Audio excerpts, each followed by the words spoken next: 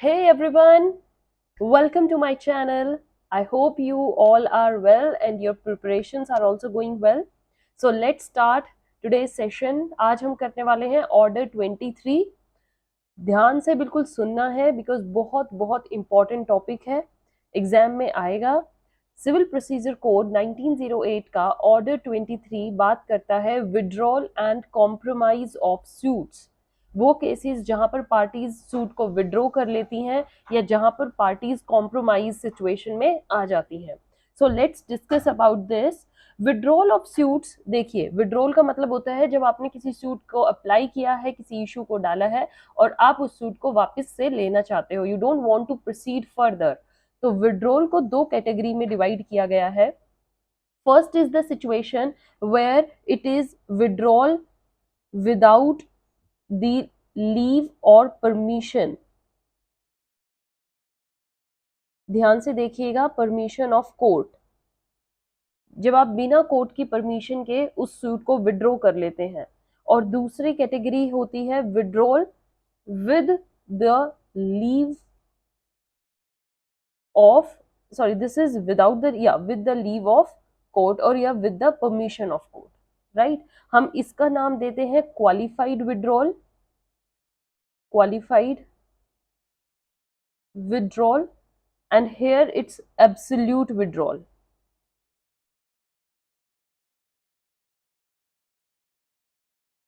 right? So any withdrawal which is without the permission of the court will come into the category of absolute withdrawal, and again if it is with the permission of the court it will be in the category of qualified withdrawal.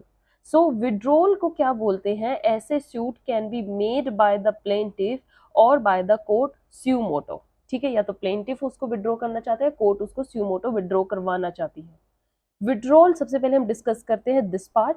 इसमें क्या बोला गया है? Withdrawal without the permission. So without the permission यहाँ पर आपका लगता है ऑर्डर 23 का rule 1।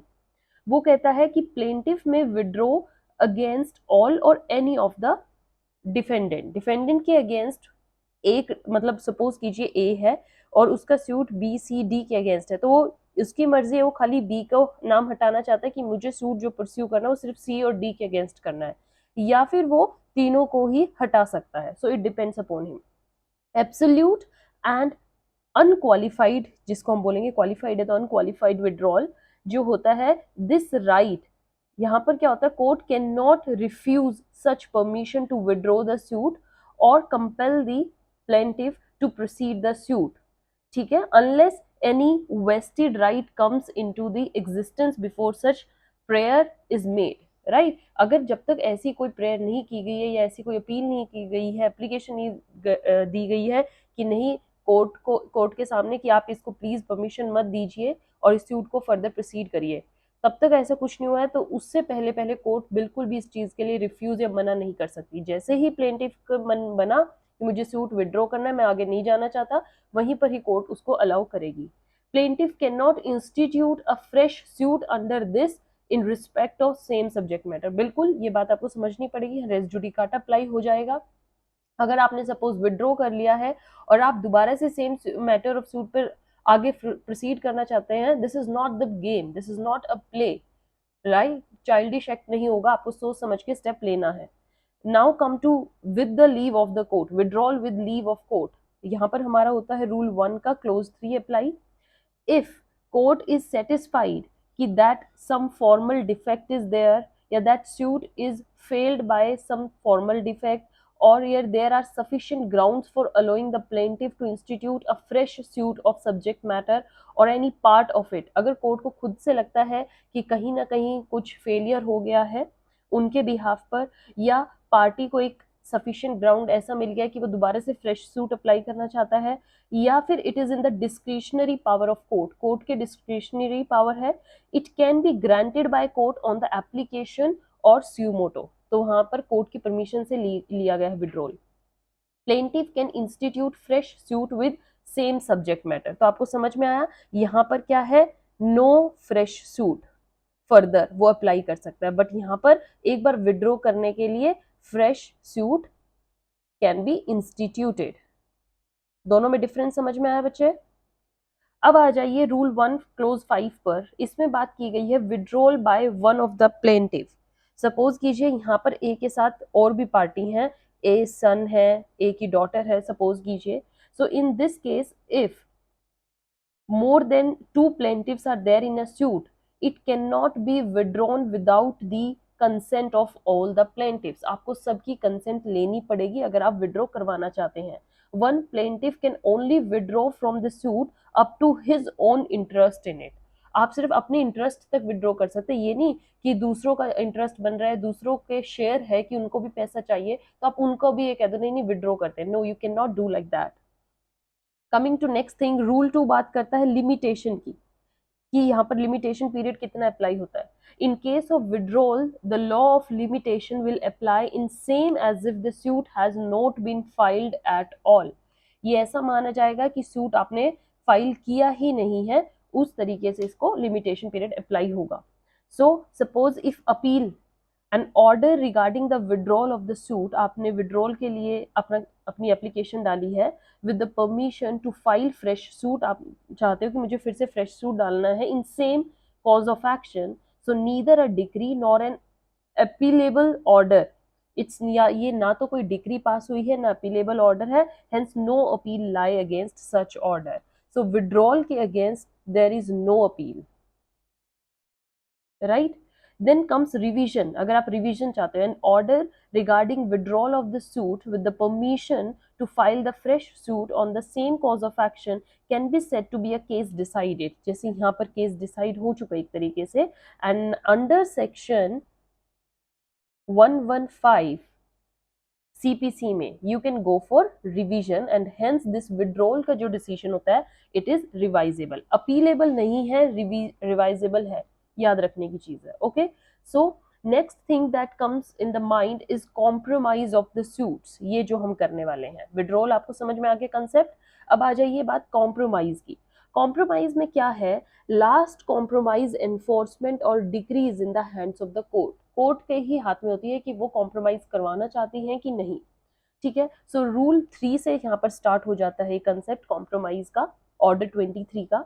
After filing of suit if parties want to adjust, अगर पार्टीज आपस में एडजस्ट करना चाहती हैं, right, and they want to settle और compromise the suit, they can do it completely. वो कर सकती हैं इसको कंप्लीटली। देखिए बच्चे, मैं आपको इंपॉर्टेंट टॉपिक करवा रही हूँ और जो जो हमारे लास्ट सेशन गए हैं वीडियोस के, आप उनको देखते जाइए, ठीक है, तो आपको ताकि कंसेप्ट समझ में आ जाएगा।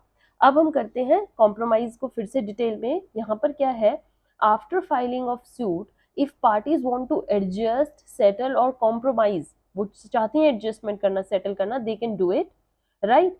सो रूल 3 बात करता है वेयर इट इज प्रूव्ड, ये प्रूव हो गया to the satisfaction of the court that a suit has been adjusted fully और इन पार्ट। सपोज कीजिए कोई इशू है और उसमें 4-5 इश्यूज हैं और आपने 2 इश्यूज का कॉम्प्रोमाइज कर लिया और कोर्ट को भी लग रहा है कि पार्टीज दोनों ही सेटिस्फाइड है और उनको फुल सेटिस्फैक्शन मिल गया कॉम्प्रोमाइज करने से, या तो फुल केस कॉम्प्रोमाइज हो गए सारे इश्यूज या कोई पार्ट इशू के सॉल्व हो गए हैं बाय एनी लॉफुल एग्रीमेंट और compromise, so in writing and signed by the parties और वेयर डिफेंडेंट इज सेटिस्फाइड, कि किस चीज से सेटिस्फाइड हो गया, that plaintiff on respect for the whole और any part of the subject matter of the suit, court क्या करेगी, court shall order such agreement, जो उन्होंने कॉम्प्रोमाइज में अपना डिसीजन निकाला है उसी को ऑर्डर कर देगी, सच एग्रीमेंट कॉम्प्रोमाइज और सेटिस्फैक्शन टू बी रिकॉर्डेड, कि आप उसको लिख के आइए, and it shall pass a decree accordance therewith, उसी को ही अपनी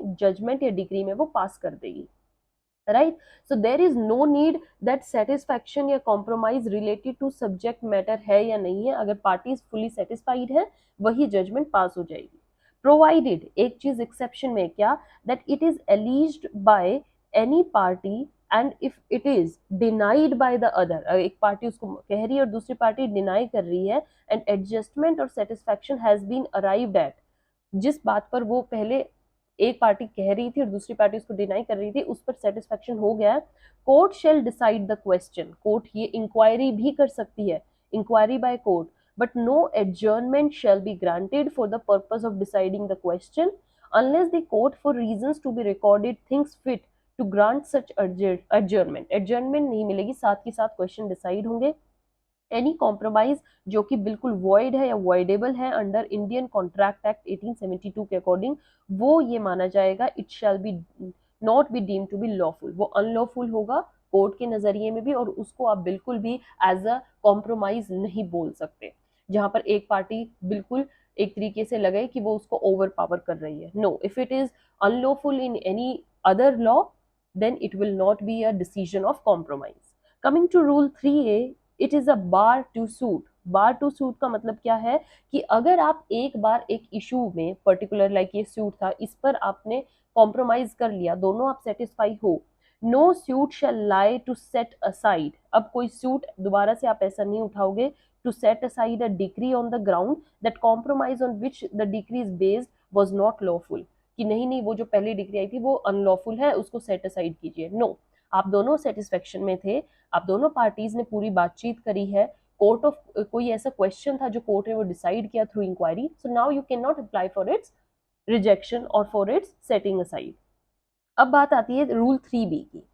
3B बात कहता है दैट नो एग्रीमेंट और compromise to be entered in a representative suit without the leave of the court. अगर आप रिप्रेजेंटेटिव सूट में हो या आप किसी पार्टी को रिप्रेजेंट कर रहे हो, तो आप नेक्स्ट पार्टी ऑपोजिट पार्टी के साथ कॉम्प्रोमाइज में नहीं आएंगे without the permission of the court. आपको कोर्ट से परमिशन लेनी पड़ेगी, because somewhere you are adjusting other parties interest, आप दूसरे पर्सन के इंटरेस्ट को लेकर चल रहे हैं, आप किसी को रिप्रेजेंट कर रहे हो, right? So expressively recorded in the proceeding at any such agreement या compromise entered into without the leave of the court, अगर आप कोर्ट की परमिशन से ऐसे एग्रीमेंट में आते हैं, so recorded it shall be void, वो void होगा। Okay, in which case, in representative suit. Representative suit जब आप किसी दूसरी मतलब किसी पर्सन को रिप्रेजेंट करते हैं, okay, like as an agent और as a family member, as a manager. So before granting such leave, court क्या करती है, court shall give such notice and in such manner as it thinks fit to such reason, वो reasons देखते हैं कि क्या है और notice देगी parties को to come in compromise state. In such representative suit means such suit under section 91 या 92, order 8 में हमने पढ़ा था, like manager of Hindu undivided family है कोई, उसका करता है, या कोई मैनेजर है, कोई एजेंट है, तो उसको ये नहीं है कि वो कॉम्प्रोमाइज में दूसरी पार्टी के साथ आ जाए, अनलेस वो पहले कोर्ट से परमिशन लेगा, कोर्ट सारे क्वेश्चंस को अच्छे से डिटेल में देखेगी कि किसी पार्टी के इंटरेस्ट के साथ खिलवाड़ तो नहीं किया गया, and then it will come to the decision.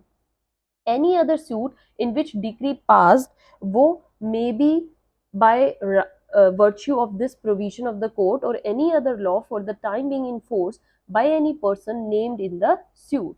Conditions क्या क्या होनी चाहिए अब रिप्रेजेंटेटिव सूट में, there must be a compromise and agreement, it must be signed by the parties, sign होने होगा, must be in writing, must be lawful, it must be recorded by court and the consent decree must have been passed. Okay, consent decree मैं बात कर रही हूँ बच्चे compromise suits की। Compromise suits में आपकी क्या क्या कंडीशन है, वहां पर एक कॉम्प्रोमाइज और एग्रीमेंट होना चाहिए, साइन होना चाहिए, राइटिंग में होना चाहिए, लॉफुल होना चाहिए, रिकॉर्डेड बाय कोर्ट होना चाहिए, कंसेंट डिक्री पास होनी चाहिए, राइट। नाउ ऑर्डर आपका एक 32 भी है, ऑर्डर 32 का रूल 6 और 7 कहीं ना कहीं ऑर्डर 23 से रिलेट करता है, इसको ऐसे याद रख लीजिएगा डिजिट्स को इंटरचेंज करके, 23 32, वेरी इजी। तो इसमें क्या है, compromise on behalf of minor, अगर माइनर है तो उसके बिहाफ पर कॉम्प्रोमाइज कौन करेगा, देखिए, no guardian can make compromise on behalf of minor without the leave of the court. बिल्कुल रिप्रेजेंटेटिव सूट ही है, वो भी एक किस्म का, आप माइनर को रिप्रेजेंट कर रहे हैं, तो आप कोर्ट की परमिशन से बिल्कुल भी किसी भी कॉम्प्रोमाइज में नहीं आएंगे, अनलेस सच दिस सूट और piece is expressly recorded in proceeding, pleader या वकील can do compromise on behalf of minor, right? Next comes compromise decree will not act as res judicata as not a decision of the court. Withdrawal था वो आपका as a race judicata होगा, आप उसको दोबारा से फ्रेश सूट नहीं apply कर सकते इन this case without the leave permission of the court. But compromise के केस में है यहाँ पर रेस जुडिकाटा अप्लाई नहीं होता, बिकॉज कॉम्प्रोमाइज जो है वो आपने खुद से किया है. It's not the decision of the court, and if it's not the decision, it's not a decree. It's not decided on merits of the court, matter not decided by court, and it's only sealed by the court. Court ने just sign किया है, but certain cases ऐसे भी हैं जहां पर race judicata apply होता है. We will discuss it.